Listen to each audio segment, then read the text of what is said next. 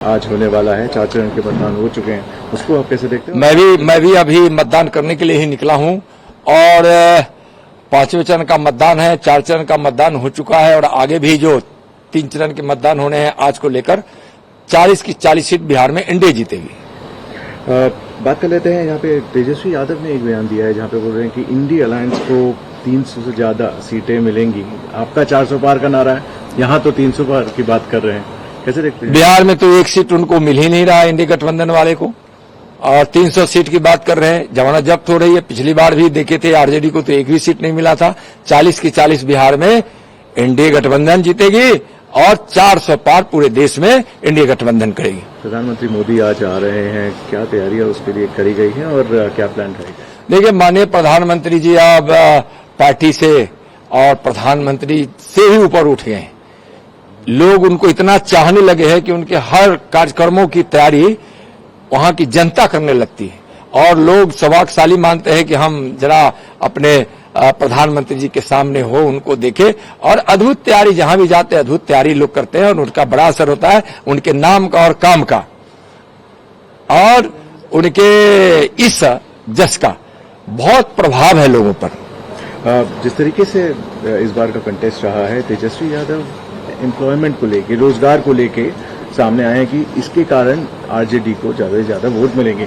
ये इनकी जो चुनौती है उसको कैसे देखते हो? और जैसे एम्प्लॉयमेंट की बात हो, झूठ बोलते हैं तेजस्वी जी। जब एनडीए की सरकार थी जिसमें भारतीय जनता पार्टी सम्मिलित थी, उस समय नीतीश जी के नेतृत्व में नौकरी, सरकारी नौकरी बिहार में देने की बुनियाद पड़ी और उस समय हजारों नौकरी दी भी गई।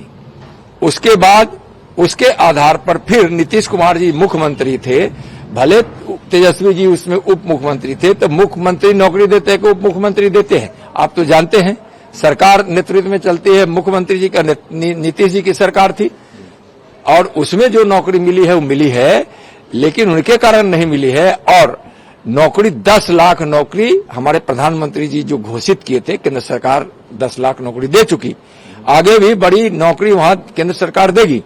और दूसरी बात की रोजगार जो करोड़ों लोगों को देने की बात प्रधानमंत्री जी कहे थे, करोड़ों लोगों को रोजगार मिला है और मैं उदाहरण के साथ बता रहा हूं और आपको एकदम रिकॉर्ड में बोल रहा हूं।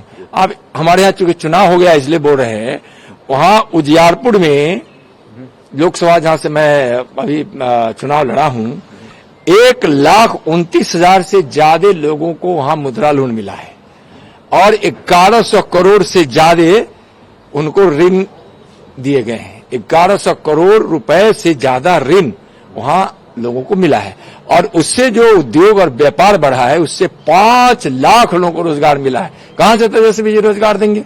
माननीय प्रधानमंत्री और केंद्र सरकार की योजनाओं से रोजगार सृजित हो रहा है, लोग स्किल्ड हो रहे हैं, उनको रोजगार करने की सुविधाएं मिल रही है, तो इसके कारण रोजगार लोगों को मिल रहा है, बेरोजगारी दूर हो रही है। क्या बोलेंगे? झूठ बोल रहे हैं। इनको भ्रष्टाचार, तुष्टीकरण और घोटाला से तो फुर्सत ही नहीं है।